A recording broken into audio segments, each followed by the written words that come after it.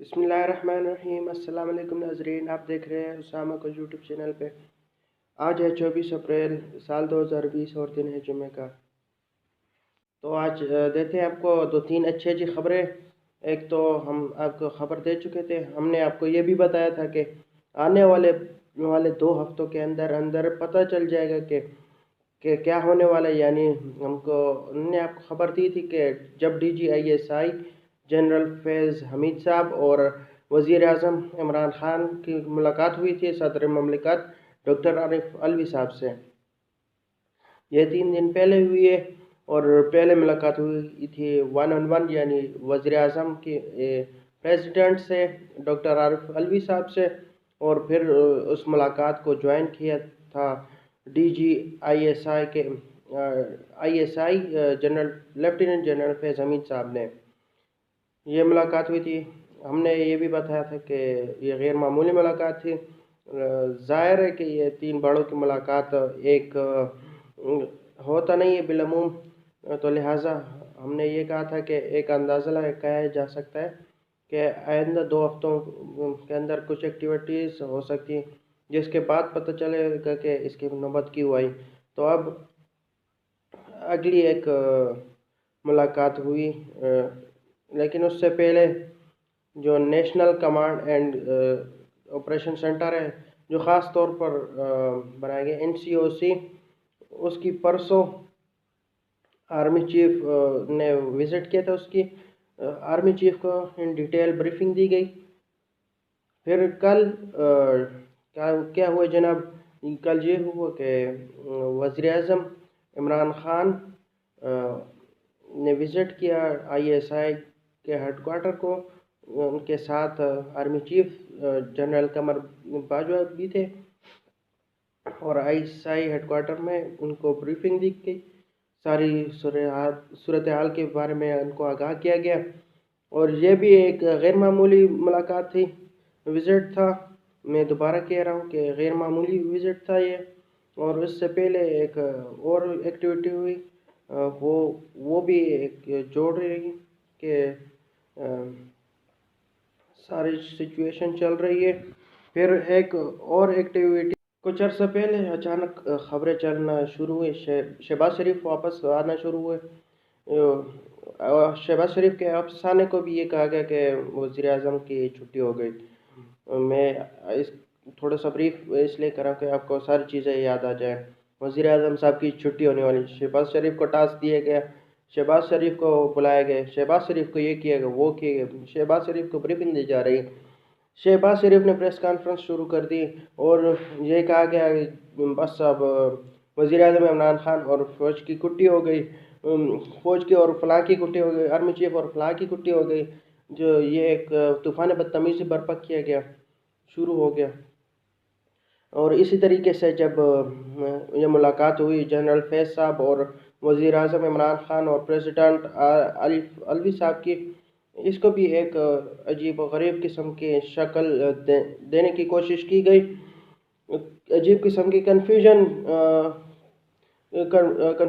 पैदा करने की कोशिश की गई, कॉन्स्पिरेसी थ्योरी पैदा करने की कोशिश की गई।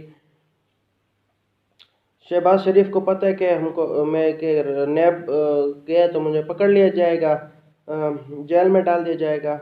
और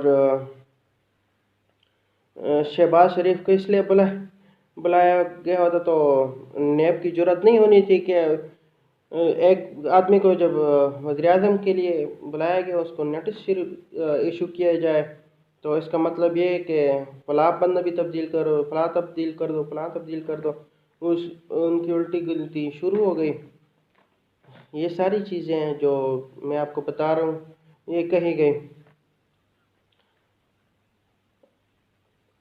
ऐसी कोई चीज़ नहीं है जो ग्राउंड पे कि जिससे हमें ये पता चले कि हमने भी फिर देखा कि ये क्या हिसाब किताब है। ये सब फेक न्यूज़ है, हमने पता चला है ये सारी फेक न्यूज़ थी। तो इसमें कोई सदाकत नहीं है।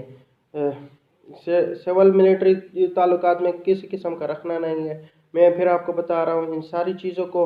ये जब सारी चीज़ें आई उसके बाद ये सिलसिला शुरू हो गया اس کے بعد آرمی چیف DGISI اور وزیر اعظم عمران خان کی ملاقات ہوئی،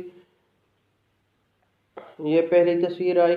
اس کے بعد DGISI اور وزیر اعظم کی بات چیت ہوئی، پھر دوسرا میسج کیا، پھر تیسرا ایوان صدر میں ملاقات ہوئی، تیسرا میسج کیا، NCOC میں بریفنگ دی گئی، یہ ایک اور میسج چلا گیا۔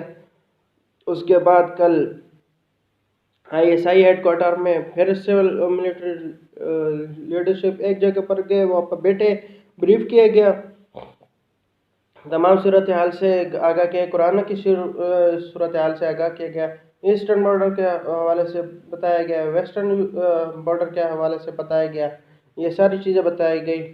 اس کے بعد میں اگلی بات کر رہا ہوں، اس سے پہلے پریزیڈنٹ ٹرمپ سے بات ہونے والی ڈیٹیل کال تھی، اس کے بارے میں وزیر اعظم نے ملٹری لیڈرشپ کو اعتماد میں لیا۔